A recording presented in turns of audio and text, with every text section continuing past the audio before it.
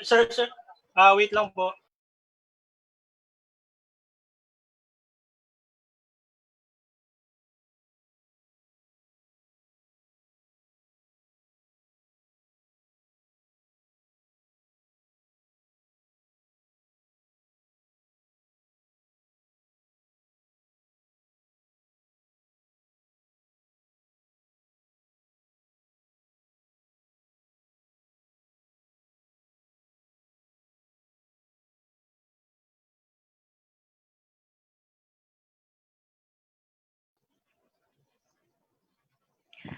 Good morning, everyone, and thank you for joining us today in our latest edition of INQlusive webinar series. This is in partnership with Buensalido+Architects through its learning platform, Babble. I am Teresa Tech Samaniego.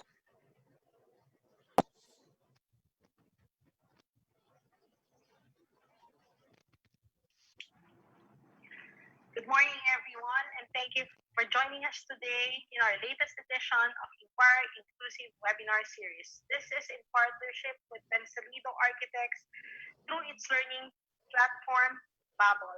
I am Teresa Tech Samaniego. Hi, good morning, everyone. Good morning, Tech. Thank you, Tech. Thank you, Philippine Daily Inquirer, for inviting me to join this webinar. We've heard several ideas from international designers presenting their proposed designs to handle the COVID-19 pandemic. But finally, we'll all get to hear some input from one of our local seasoned designers on how to handle the new normal lifestyle in the Philippine setting. This is an opportunity for us to create changes that will not only help us live through the pandemic, but also to improve on our existing building environment.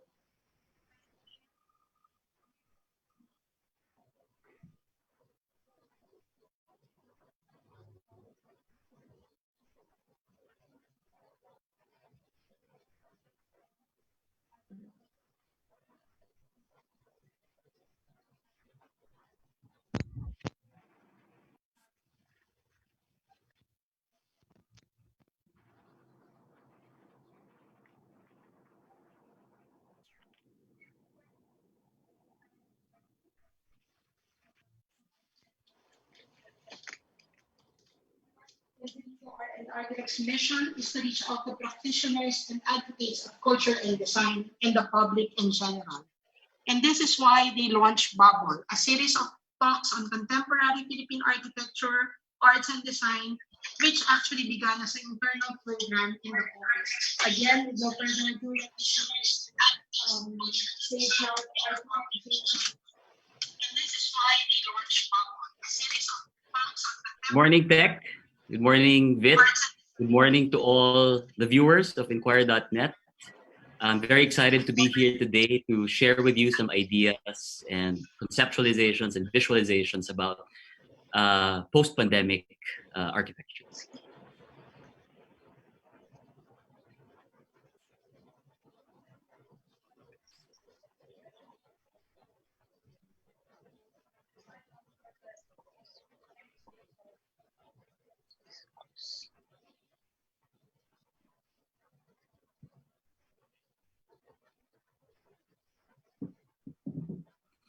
Yeah, so good morning, everyone. Firstly, I'd like to thank Tech and Inquirer.net for partnering with us for today's Babble. I would also like to greet all the viewers out there. Hello and good morning. It's our sincere wish that you are doing well, healthy, and of course, staying safe. My name is Jason Buensalido. I am the Chief Design Ambassador of Buensalido+Architects. We are a progressive architectural design firm that's passionate about creatively imagining possibilities for those that we serve. We see architecture as a means to build a better tomorrow and uplift the lives of people, always through innovative and contemporary strategies. Today, we will be presenting some concepts, proposals, forecasts on how we imagine the built environment will evolve as we enter into the new or next normal, or perhaps even the new reality, as we prefer to call it. We would like to present to you PPE, or post-pandemic explorations. Firstly, in the past 3 months or so, we have seen a shift of values and priorities. From consumerism and excess, we have shifted to safety, security, health, and family.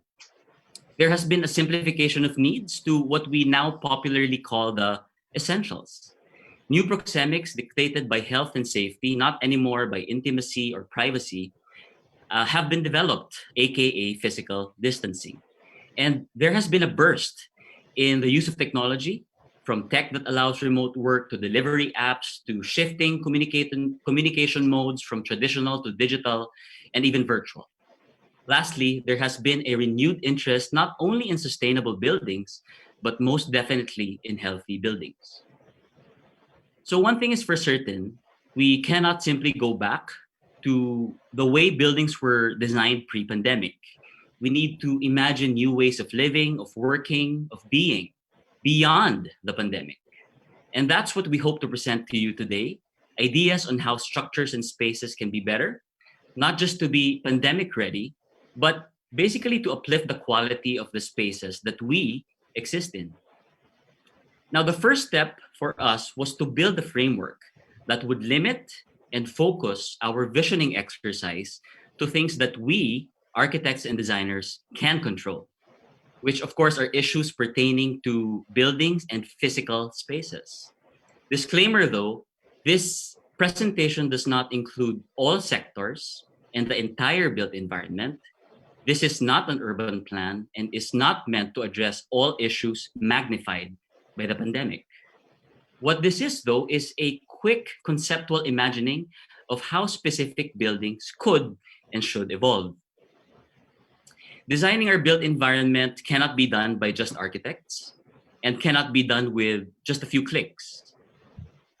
It's basically a very complex process that involves a lot of stakeholder consultations, inclusive planning.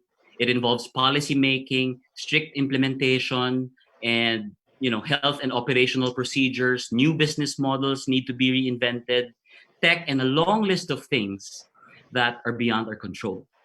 So with that, we've identified the following issues that we can control or even just influence a little bit as architects. So these are, for example, physical distancing, contactless interactions, simultaneous conflicting activities at home, the need for open space, sanitation areas, quarantine areas, self-sufficiency, ventilation, among others. Now, to focus our exploration more, we identified building typologies that we at Buensalido+Architects are personally involved with and therefore have experience with. Obviously, other buildings like airports, malls, religious centers, sports facilities, all of these need to be reimagined as well. But we would like to focus today's discussion on retail, restaurants, offices, hotels, condominiums, and of course, private homes. With this network and framework, we were able to conceptualize a network of architectural solutions that could conceptually address the issues brought about or highlighted by the pandemic to help us essentially create better and well-balanced buildings.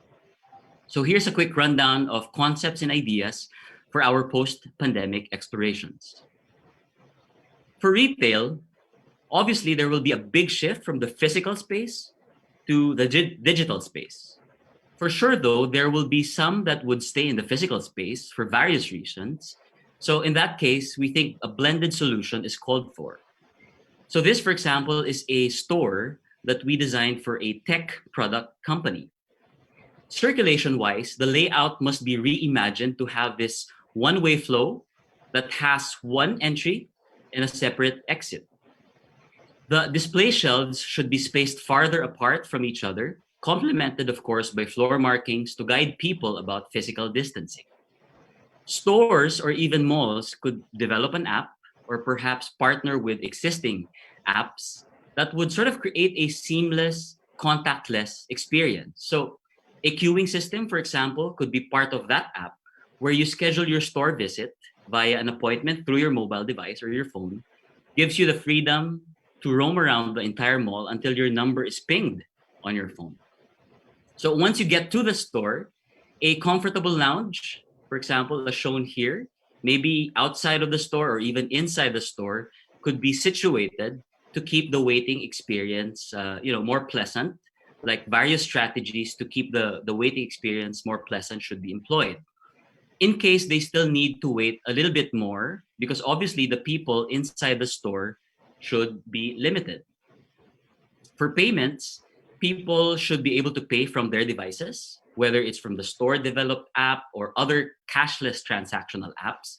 Needless to say, Wi-Fi should be free for the customers so that everyone is connected and is able to digitally transact. These ideas, apply to restaurants and offices as well. So for restaurants, we're imagining different timelines for their shifts. Immediate solutions, midterm solutions, and of course, long-term solutions. So this, for example, is a Japanese restaurant we designed way before the pandemic. So immediately, of course, they can change their business model to delivery, pickup, and takeout only, which is already a practice that's being done by a lot of restaurants now. But of course, physical barriers like acrylic dividers, sanitation stations, contactless or even contact-like transactions must be employed. Browsing through menu, ordering, and even paying could be done through your personal phone. And of course, the scope of the digital platform can be extended to reserving a table once they ease into allowing dine-ins. In the midterm, creative physical measures should be done. Like if we were to dine in with physical barriers, these acrylic shields should be intentional and definitely creatively designed. The kitchen should be made visible, but of course still physically separated to give customers a certain level of psychological ease about how their food is being prepared. Waiters could then serve food via trolleys so that customers could just get the food being served by themselves, limiting human physical interaction.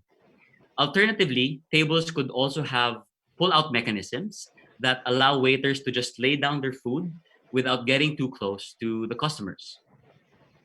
There will also be probably be a fusion of dine-in and takeout, so clear separation must be employed.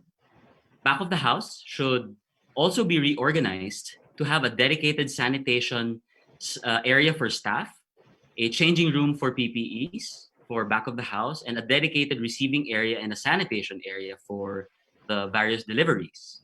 Now, for the long term, malls should actually allow their tenants to extend or expand to the circulation spaces outside of their leasehold, or perhaps even to the street for restaurants on the ground floor, with no additional rent or even minimal rent, just for the restaurants to be able to recover the number of seats that they will lose due to the new requirements of physical distancing. Of course, barriers like planters should be placed to protect the diners from the passersby. Now, a unique solution could be to combine the physical space with the digital, the virtual, or even augmented reality to achieve a different kind of dining experience. So for this particular restaurant, we imagined immersive pods, and they could be conceived as these sort of low density enclosures that through immersive digital projections allow customers to experience dining in otherworldly environments, right? And even perhaps integrate AR technology, augmented reality technology into the experience. So for example, for a Japanese restaurant, you can dine in the middle of Ryoanji Temple or in the midst of a cherry blossom-filled autumn in Japan, or even at the snow-capped peak of Mount Everest. Through digital projections, you can even dine in with friends who are living in other parts of the city or even in other parts of the world through this technology. It would be expensive initially and would be exclusive to a few or select restos, but this would address our limitation for mobility and a certain way escapism that is usually provided by travel. So of course, as more people, more restaurants apply this concept, the cost to implement this would eventually be lower. Now for offices, ideas aforementioned like one-way circulation, physical barriers, lessening of seats at meeting areas, of course, all of these still apply. The government and even the US CDC has released stringent protocols and standards about this too, of course, which include PPEs, shuttling employees to the office, to their homes to avoid public transport, provision of sanitation stations, a combined work from home and a face-to-face work setup, and so on. All of these blended solutions are definitely called for. Desks will be larger again, area per person will be larger again, and there may be a return to the cubicle from the prevalent open office setup. Next would be hotels. This is a hotel that we're currently hoping to complete within the year. So let's see how the lockdown or the quarantine will pan out. But for existing hotels, again, a lot of operational and sanitation protocols have to be ramped up. Quick ideas would be to employ one-way circulation, as mentioned in the previous building types. One elevator going up, one elevator going down. For narrow hallways that do not allow people to cross paths, perhaps imagine this, a messaging system in the form of an app could be developed that gives you the go signal to proceed once the other guest has passed. A digital traffic lighting system for people in hotels, of sorts. Tech could be maximized to achieve a contactless or even a contact light experience for digital check-ins, voice-activated elevators, device-controlled rooms, of course, from the door entry to the lighting, to the blinds. Within the hotel rooms or the guest suites, there should be a lessening of items and a lessening of the layering of the interiors, and of course, bacteria-resistant surfaces should be applied. Remote-activated delivery hatches could be added to the rooms for meals, laundry, dry cleaning, almost a revert to old forms of room service. The hotel staff places items in the hatch from outside, and the guests get them from inside through another panel. Dirty linen, of course, takes the reverse route. And, in this setup, housekeeping won't have to enter the room, improving privacy and, of course, physical distancing. Light, air, ventilation, and, of course, access to the outdoors will be a must. For this existing hotel we're completing, it was actually already a good move to provide large balconies for every room and common sky gardens at every other level, all the way to the rooftop, all giving flexibility, mobility, and a sense of nature to the guests. For new builds, it would be easier to adapt new ideas like spacious lobbies, wider corridors, physically distanced, seating layouts, separate elevator cores for up and down, and a one-room deep plan should definitely be considered instead of double-loaded corridor for a better kind of ventilation. So for resorts, for example, it can look something like this. Living facades will definitely start to be integrated in our architecture. For city developments, this one-room deep plans could be looped onto itself to form an atrium for better light and ventilation as well.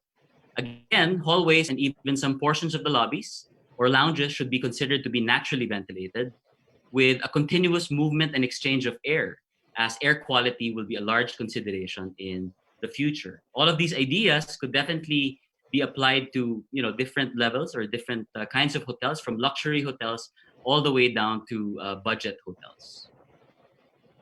For condos, there will be a de-densification of buildings, particularly high-rise residential towers.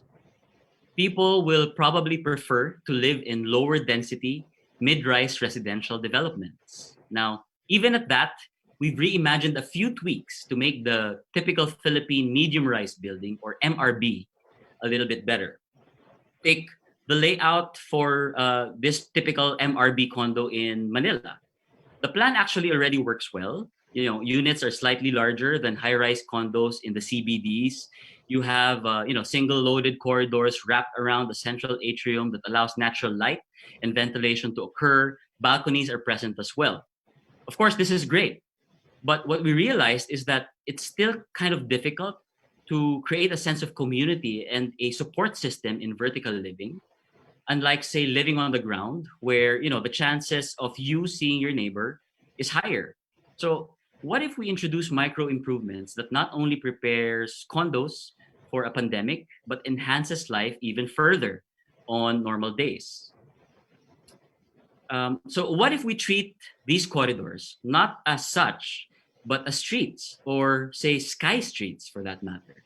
Now, streets are supposedly full of life and activity, whereas typical condo corridors, are simply passed through by residents to get through to get to their units for a few seconds, right? But imagine this: what if we add, let's say, a porch, typically found on the ground plane, on these corridors or sky streets? So on a regular day, that's not a pandemic, for example, these generous porches could be semi-private spaces, which could be an extension or an additional room for your house. It's meant to be used extensively, and not just a waiting area for being ushered inside, because typically the porches we have here locally are those small transitory spaces where you wait before you get ushered inside. Nothing of that sort, but large enough for people to extensively use. They can have their morning coffee, they can do their yoga here, their exercise, among other activities. And because these new sky porches, if you may, are generous in size, residents will actually use them, and stay here for a longer period of time, creating more chances for them to get to know their neighbors and each other, and which will eventually lead to trust, which then leads to community. Dead corridors now have the potential to be activated as social spaces for human connections. But of course, during a pandemic, these sky porches could be converted to, say, sanitation stations, where you can leave your groceries and whatnot to air out, leave your shoes and second layer of clothes before bringing them into your respective units. These could also be spaces for urban farming, aside, of course, from the balconies, and could be places for food exchange and the old-fashioned barter, right, during pandemic. Now, balconies could be designed a little bit larger, of course, for activities like exercise, CrossFit, aside, of course, from urban farming. But what if sky parks are positioned at every level? Now, on regular days, these sky parks would be open to everyone, to the of that particular floor. But during a pandemic, residents, through perhaps a daily shifting schedule, get to constantly access the outdoors and breathe the fresh air on a daily basis without having to go up to the roof deck or having to go down to the grounds. That would, of course, require them to use a very tight elevator system. Now, these outdoor spaces in the sky could also be an opportunity to introduce planting or even trees and use them not simply as landscaping, but as part of the architecture attaining a green or a living facade. Of course, benefits abound with green facades. Plants could potentially block and reduce heat, causes evaporation, which cools urban climates. They absorb pollution. They insulate noise from the street. They attract biodiversity like birds and other wildlife.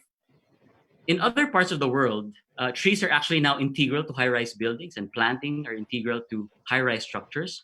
We think that it's time for the Philippines to follow suit. Trees are the lungs of our planet. Anyway, they breathe out oxygen, and then they breathe in carbon dioxide, helping a great deal with climate change. Aesthetically, this variety of plants constantly change with the seasons too, creating an ever-changing facade and positively affects people's well-being in general. Now, for the common spaces for these MRBs, these should be designed with maximum flexibility. The atrium, for example, here in the screen, can be a landscape park on a regular day. It should be able to, of course, accommodate different functions during a pandemic, though, such as, for example, pop-up, markets on wheels, town halls, community huddles, and so on. And even co-working spaces with virtual capabilities should be integrated in the condos as well, in the form of amenities. The reality is not all condominiums, whether it's internet or conflicting activities within the confines of the condo, are not necessarily built to accommodate a work from home setup. Now, entries to the building should be built capable of being converted into sanitation stations during a pandemic, and of course, larger waiting areas for Grab, Food Panda, Lalamove, and the like should be also positioned and strategically located. This proposal for a condo should be modular, so much so that it could be put together regardless of the size of the development. So whether it's a large development or a small development, because of this modularity, we sort of ensure issues of human scale and the issue of equal access to amenities and outdoors. We definitely want to still provide these, like of course the various possible modular configurations shown here. The last typology we wanted to reimagine is the home. Aside from the fact that there is housing shortage in our country, we actively pursue housing projects because we are able to help build a community through architecture and help make thousands of lives a little bit better in every project. We're working on villages of, say, 1,000 homes, and that affects at least 5,000 lives with an average household size of 5, for example, compared to private homes. But nevertheless, we still think private homes and helping improve a single family's life is as meaningful and important as improving thousands. So we would like to share with you a concept for a home, which we call buo. Buo is the Tagalog word for whole. Firstly, it's buo in the sense that having a home is a large contribution to having a whole life, a fulfillment of a dream, of being able to ensure my family's security and future. Ang bahay ay kasama sa pagbuo ng pangarap. Buo in the sense that it's designed to accommodate a holistic lifestyle, a balanced lifestyle, designed to have places to sleep, rest, socialize, bond, pray, exercise, grow your own food, harvest energy, solar energy, and even designed to respond to pandemics, similar to what we're going through right now. Buuin is the act of piecing together, of making whole. The house will be modular, made of a prefabricated set of parts, like a kit of parts, while still allowing users to customize and piece the parts together creatively in their own way, depending on the shape of the lot, the orientation, the space that the family would need, the preferences of the family. Creative personalization, a very Filipino trait, is still very much intended. Now, this house is envisioned to be affordable and practical, and this modularity allows that to be achieved. This came with the forecast that people will probably focus on essential things, and so frills, excess, lavish things, luxury, and the unnecessary will be abandoned. So simplicity, practicality will be preferred.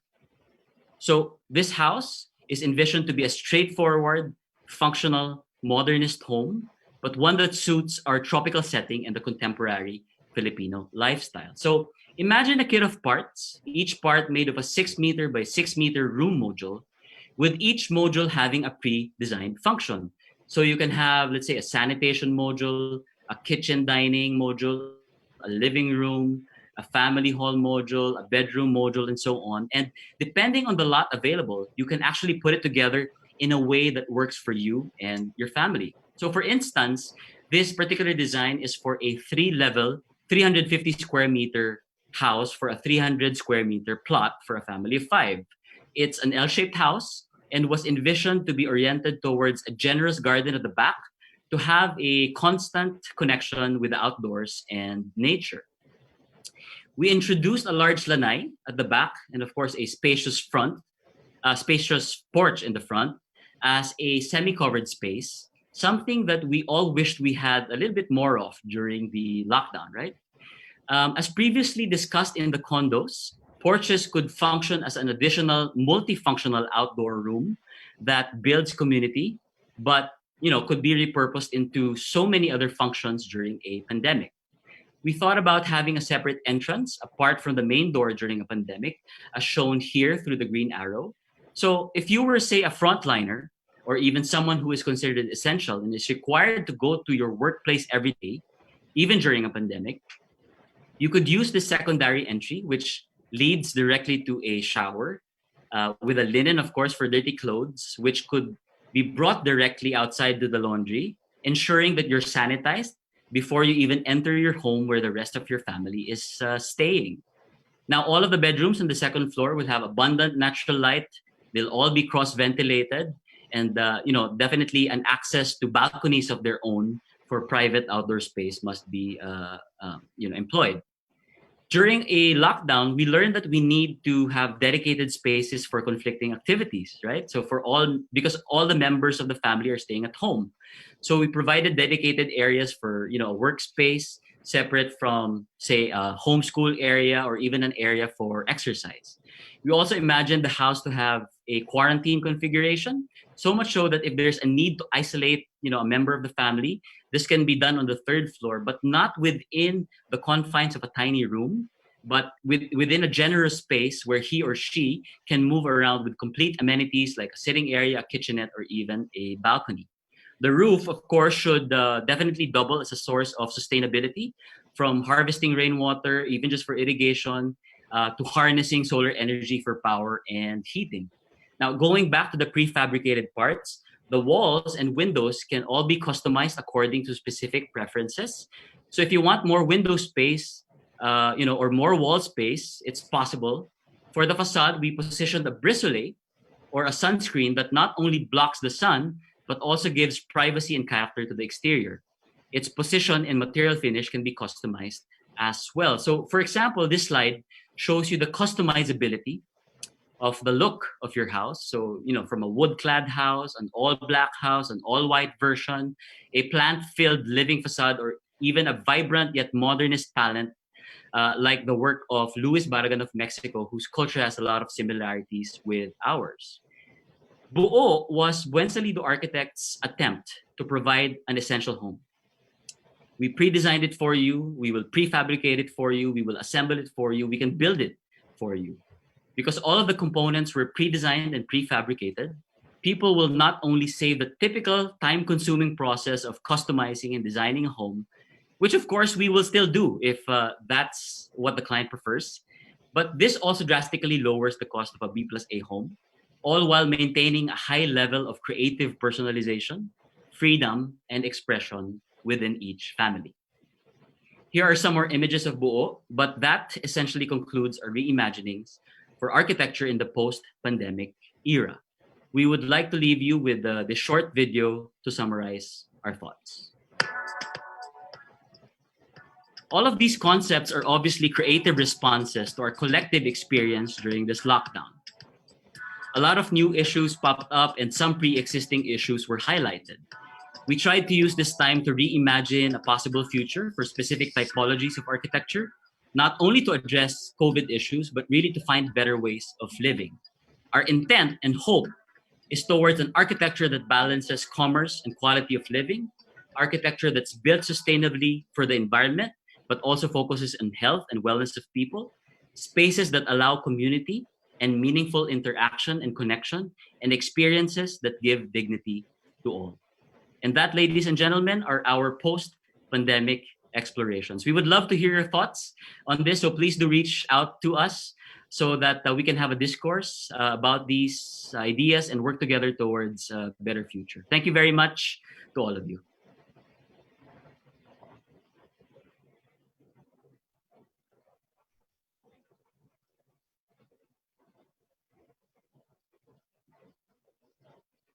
Tech, I think you're on mute.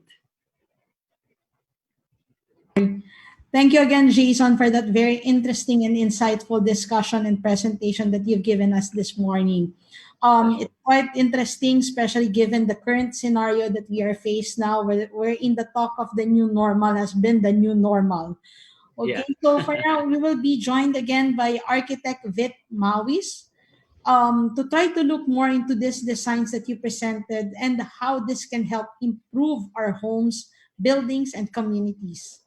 As we continue to fight a deadly pandemic, as COVID-19, And with no proven cure yet in sight, these designs might just become the new standard in architecture and design, especially since the goal now is for us to have a healthier built environment, but of course without sacrificing that close knit relationship that we have. Okay, Jason, but I just have a few questions about your presentation. Can this new normal design actually address more than just the pandemic, or was it really built for the COVID-19 pandemic? Yeah, so that was precisely the heart of our presentation, was to come up with a design that not only addresses the issues that were posed by the pandemic. Definitely, all of these need to be addressed. But beyond that, we took this opportunity to also sort of introduce, different kinds of improvements, whether micro or macro, large or small, to particular building types in a conceptual level, so that at the end, we will end up having better, healthier, more balanced kind of building. Because eventually, I mean, the hope is cure is invented or discovered, right? And what I'm hoping not to happen is that we revert back to our old ways of living or to our old ways of building. So there has to be a shift of priority, both from the user side and the developer side, wherein profit, commerce is not everything. Connection, human experiences, community now has to be given more value, because after all, these are some of the most important experiences that we need to have in our built environment, right? So our buildings need to be able to accommodate that. They need to be sustainable so that we can preserve our earth, right, for future generations to enjoy. There has to be a lessening of consumerism, more of just consuming just what is right and what is essential. And buildings need to be healthier as well. So all of these ideas, sustainability and health, have to be given value, probably even in monetary or in monetary terms, or even return terms, something that developers or businessmen can understand. So it's our duty as architects to sort of create this imagined world for them, so that we can actually objectify through numbers, through evidence, all of these concepts, so that eventually we can create a built environment that is very balanced for the upliftment of our lives, but at the same time, again, addresses this current pandemic and even future pandemic. Also, Jason, I've noticed Yeah. that most of the times, we come up with solutions reactively. What, like when the talk Right. of the big one was the issue of the day, we were all trying to repurpose or recreate Right. our master plan, the structural integrity, and then of course there was a flooding problem, and all we did was those flood mitigating measures. So, Yeah. how is it common for architects to actually create specific designs that's really targeted as a response to a certain situation? Is it something that's commonly done by architects? Yeah, I think it's human nature to not really come up with specific solutions for a crisis until the crisis happens, right? So, for example, somebody shouts, "There's a fire in the building." Nobody will really move until they actually see the fire. So, in the same way, it's that reactionary mode is not just focused on architects, but in the human existence in general, right? But the reality is, majority of the architects simply react to a current problem, and not a lot of time is dedicated to forecasting and coming up with solutions to prevent, or at least to mitigate, looming problems such as this. But also a reality is that though there are a lot of architects also coming up with these solutions to anticipate problems, it's not as simple as that. You can, for example, give this to a developer, but that may be not the priority of a developer at this particular moment. So plans like this, imagination, creative solutions like this will be set aside until such time that there is an actual need. But in the office, we're very experimental. We react all the time to macro I guess, happenings in the environment, micro occurrences in the environment as well. And we treat our office as sort of a laboratory wherein we dedicate a huge chunk of our time in parang trying to come up with new solutions, innovative solutions that are in a way detached from our current reality, so much so that we can eventually bring it back to the current reality. So yeah, I mean, it's very common that the architects react, but it's also notable that there are some groups that come up with forecasts and solutions beforehand. But the fact is, it's a complex process to implement this early on. Okay. Vit, what are your thoughts on this? First off, I'd like to commend Jason. I think your ideas not only shows how we can live through a pandemic, but how we can also create new exciting experiences in the Philippine environment. I just have two questions regarding the concepts that you presented. First off, these new ideas can easily be applied in up-and-coming projects. But for existing buildings, what will be a practical yet effective approach to allow them to meet new normal standards? Well, definitely, all of these solutions should not be imposed on all situations. The first thing that anyone should do is have an intimate kind of discussion between proponent and designer, between whoever needs it and whoever will create the solution. And so, because all of us are built differently as people, we have different levels of acceptance of risk. We have different levels of grit. Like, for example, I've spoken to different business owners. Some of them would rather close up shop and not try to come up with innovative solutions now and wait for the pandemic to pan out before they go back into the game.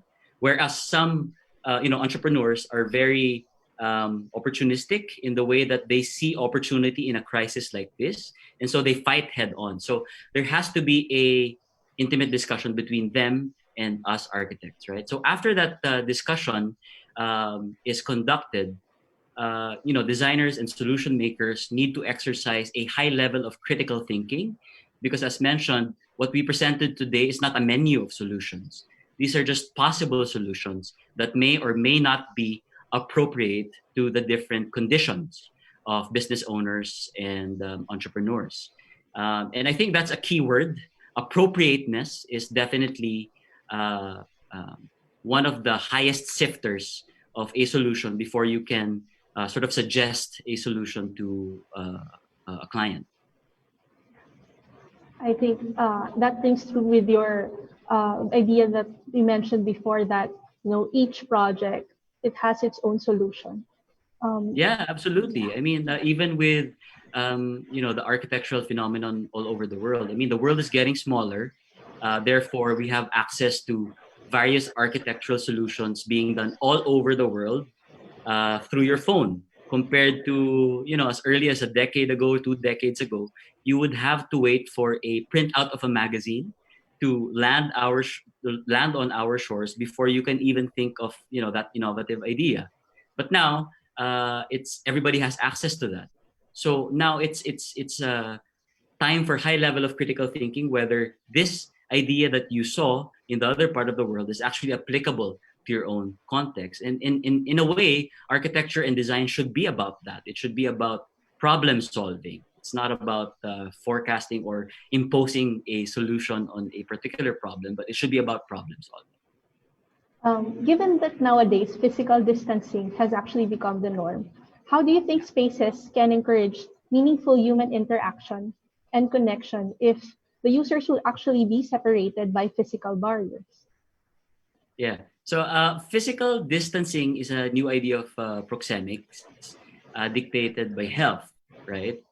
But then that's not to say that just because you are 1 meter or 1.5 meters apart, that doesn't mean that you can't have a meaningful conversation, a meaningful connection with each other.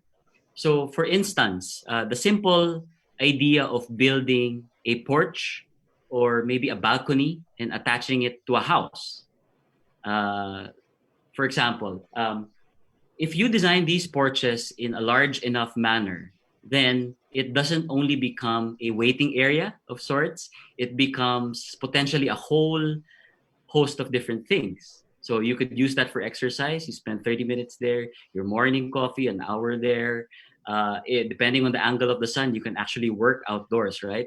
And because it's outside, you not only have a better well-being, but meaningful connections with perhaps your neighbor who is in the other balcony across you, or even beside you. You can see them and strike up a meaningful conversation. So if you've noticed also in this presentation, this is sort of an idea that we inserted even in vertical living. So for example, those corridors that are typically dead, people just pass by there for 5 seconds from the elevator to their units.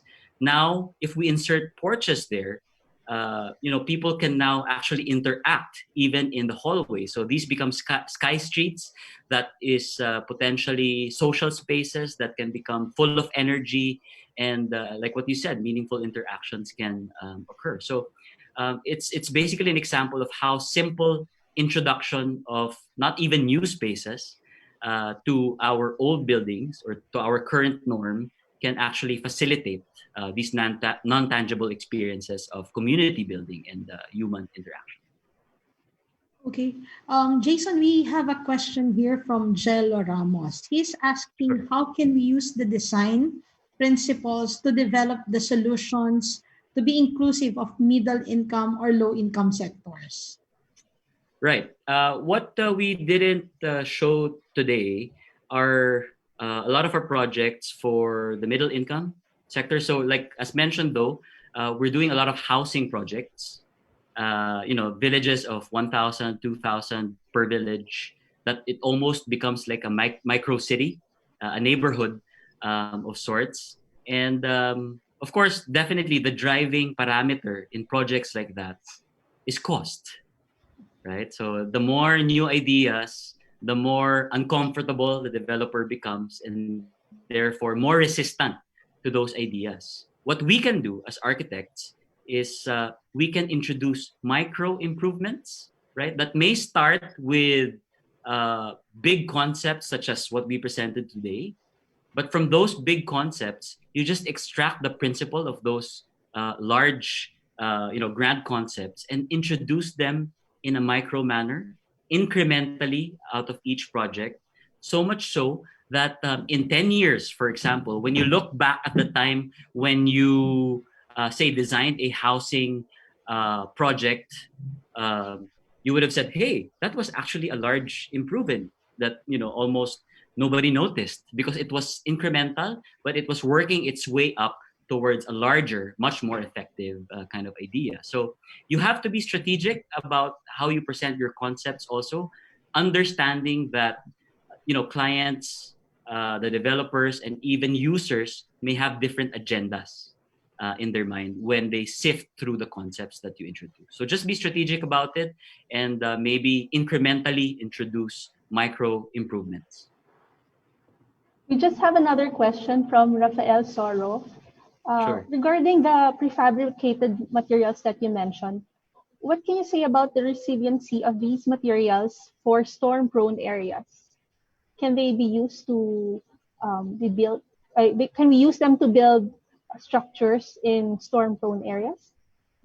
Sorry, Vit. I missed the first part.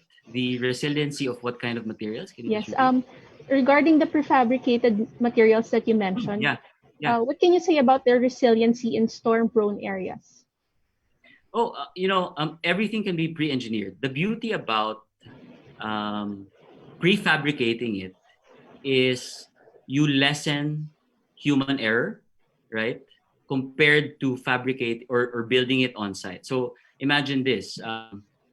By prefabricating something, you spend so much time thinking about the design, factoring in different elements, even before you send it to the site. Pretty much like how our phones are designed, or even our laptops. They spend years developing one model, then they develop hundreds of thousands, almost to a point of perfection. Compared to a house or architecture, you design it a very short time, you build it once, and majority of it is on site. So there's a potential for human error. A lot of things may be overlooked. But by prefabricating and spending a lot of time off-site, then you don't have the pressure of supplying it tomorrow or building it tomorrow. You just dedicate a huge chunk of your brain space in trying to sort of address all of the potential issues and mistakes and shortcomings of that particular material. So storms are definitely one of them. Typhoons are definitely one of them. Leaks, all of these things can be engineered, especially if you dedicate a large chunk of your time solving all of these potential problems. So yeah, definitely it can be designed in a resilient manner, even much more resilient than typical or conventional ways of building. We've been actually getting quite a number of questions. Now we have here one from Roxty James. Okay. Architect Jason, how can you rethink and reimagine theater, cinema, and festival design that will respond to this pandemic situation? Oh wow. I'm a lover of theater. As early as I think I was in grade school. As early as that, my mom would already take me to rep Philippines. So I'm quite a lover of plays and culture in general. Creatively reimagining it, definitely. It's hard for this particular moment for us to sit in a theater rubbing elbows with each other, right? So there has to be an immediate short-term solution to bridge the gap between now and until the pandemic, a cure for the pandemic is discovered. So definitely off the top of my head, physical distancing, every other seat or every two seats, kind of, audience can be employed. But then perhaps even the expansion spaces, for example, the pre-function area, the lobbies, you could actually set up chairs there and then provide them with, let's say, 3D glasses or virtual reality glasses so that they can actually have a glimpse of what's happening inside, or even not as high-tech as that. You can just set up a secondary viewing area apart from the main audience area with a secondary LED screen there that allows them to access what's happening inside, of course at a much lower rate for the tickets, and then even include those people outside in the performance of the actors. So maybe one portion of the play people can be on stage, and then another half of the play they can be in the lobby where the rest of the audience is. So in other words, only our imagination is our limitation. There's a lot of creative ways that can use physical space, tangible strategies, and even non-tangible or virtual strategies. Like a lot of groups in theater are already conducting virtual plays right now, so that their audiences can continue to be transported, right, to the worlds that they imagine. So, yeah, I mean, there's a lot of possibilities. Jason, here's another one from attorney Sol Mawis. Sure. Is it now a norm to have one room per child in a family home? I don't think so. That, of course, depends on a host of different things, from culture, right? I mean, from culture of your family, how you were brought up, financial capability, and the kind of work or the kind of industry that you're involved with, if it allows you to work from home and so on. So many different factors.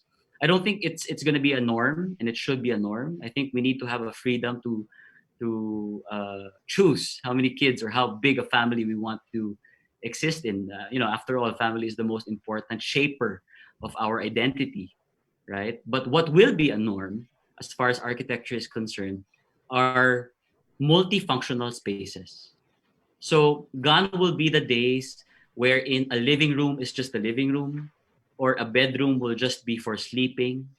Probably there will be an insertion of a multi-purpose room that could accommodate work, that could accommodate homeschool, that could accommodate, one of your child jamming while the other kid is actually in the other room trying to come up with poetry that requires a lot of silence and things like that. So that won't be the norm, but multifunctional spaces will be a norm. Okay, we have another question from Angel Perez. Have you, this for Jason, no? Have you guys considered the low-cost iterations to the design that you proposed a while ago? If he's talking about the home design, yes, we are in the middle of considering it for a lower spectrum. Although the initial design that we presented a while ago was sort of for the mid-range cost and target market, but we are also studying it for a low cost. The key to low cost developments is definitely producing a lot, right? So if you were to build a one piece or a one-off kind of house, then it's hard to lower down the cost. But of course, through prefabrication, you're able to do that, but only at a certain extent. But imagine if you were to build the same house 1,000 times, then that's when you're able to really bring down the cost. And the way that we do that is we seek out developers who are open to working with us and who are open to, I guess, sharing that idea of better housing for their target market. So it's through cooperation, collaboration with developers who are able to produce thousands of houses at a single time. Okay, thank you, Jason. I think we have one last question from Architect Mauis before we finally close the session. Vit? Okay.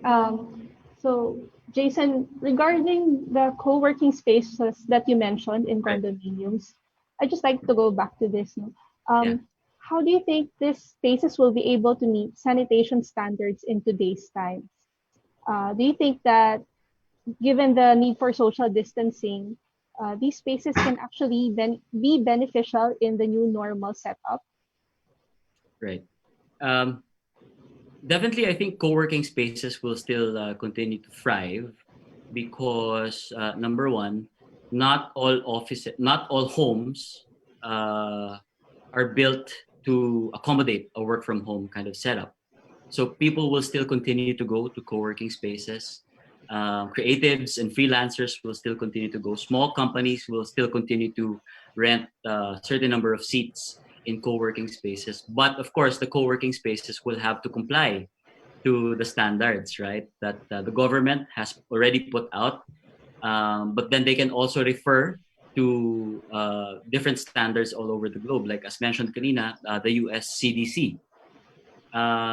What's good about a lot of the co-working spaces is that they accommodate foreign companies that come here to the Philippines to set up shop before they actually put up their own offices. So a lot of them are actually designed to accommodate standards in different countries, right? So that's one. And then second is majority of the co-working spaces that I've seen are built to be adaptable and reconfigurable into different layouts. So for example, their tables have wheels, you can move them around. So it's easier to adapt to comply to the physical distancing. But the biggest reason I think that they will thrive is because of the need for human connection, collaboration, and community. In creatives in particular, it's hard to be creative if you're just alone. A lot of creative ideas are developed and fine-tuned if ideas are bounced off of each other. And co-working spaces is about that. It's about community. It's about connecting different people who may be freelancers, creating events for human interaction. And perhaps there has to be a change of mindset for office goers. Right now, we go to the office to work. And then we go home at the end of the day, right? But what if we go to the office to collaborate and communicate and to connect, and then we go home to work? With this simple change of mindset, we are now able to adapt a combination of physical workspace and a work from home. When you produce drawings that require a solitary production, then you can do it at home. But then if you schedule in a regular manner opportunities to connect and collaborate and create with each other and bounce off each other, ideas off each other, then I think offices and co-working spaces will continue to thrive. Okay. Yeah, I Thank you for such an informative discussion. I'm sure, Jason, this design of yours are indeed something to watch out for. However, that's all the time that we have left. But don't worry, guys. We'll have another session this afternoon. We'll be joined by 3 more architects, wherein we will discuss architecture and planning in the new normal. But before we officially close our webinar, may we hear some thoughts, some closing from our dear architect, Jason Buensalido. Yeah. So again, thank you, Tech. Thank you, Vit. And of course, thank you to Inquire.net, Inquire Property also, of course, for partnering with us and Babble to mount this post-pandemic explorations. One of our agendas about architecture is really to espouse hope, right? And I think that's something that we need nowadays. That all of us are collectively going through quite a lot of challenges, despite in the midst of this pandemic. And so we always try to interject a high level of optimism in our architecture. Of course, always founded with a combination of intuition and science, logic, and emotions, right? But again, this pandemic has been indeed challenging for all of us. But in every crisis, there's an opportunity. And so for us, we saw this as an opportunity to conceptually imagine a better tomorrow, a better built environment. Some may work, some may not. Some are applicable to your context, some are probably not. But again, this presentation is not to provide to you guys a sort of list or a menu of solutions that you simply get and apply to your own context. But it was essentially to provide, something to look forward to wake up, our thoughts, to start rethinking about our spaces towards being better, right? And centered towards always this idea of sustainability and health. This presentation also was a call to the users of buildings, the policymakers, to developers, to kind of rethink our priorities, reshuffle our priorities according to the learnings that we've all had during this pandemic, from frills and excess and luxury. Now we can shift to what matters most, like security, health, sustainability. From luxury and frills and exuberance, perhaps we can focus on what is essential. And that essential is always about, human connection, meaningful experiences, and a better future for all. Okay, I think that wraps up our webinar today. Thank you again, Architect Jason, and to Buensalido and Architects for sharing with us their vision for a better, healthier built environment in a post-pandemic era. Thank you again to Architect Victoria Lumawis Aliston for joining us today, and to our live streaming partner, Inquire.net and the Philippine Daily Inquirer. Again, this is Tex Samaniego, editor of the Philippine Daily Inquirer's property section. Thank you and good day to all. We hope to see you again later this afternoon for our afternoon session. Have a good day, everyone. Thank you. Goodbye. Thank you.